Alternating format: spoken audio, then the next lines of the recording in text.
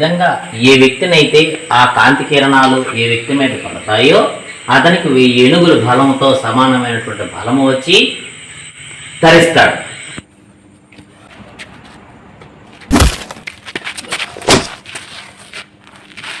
అలాగే తన శరీరానికి తన చేతికి ప్రత్యేకంగా ఆకర్షణ శక్తి కూడా వస్తుంది.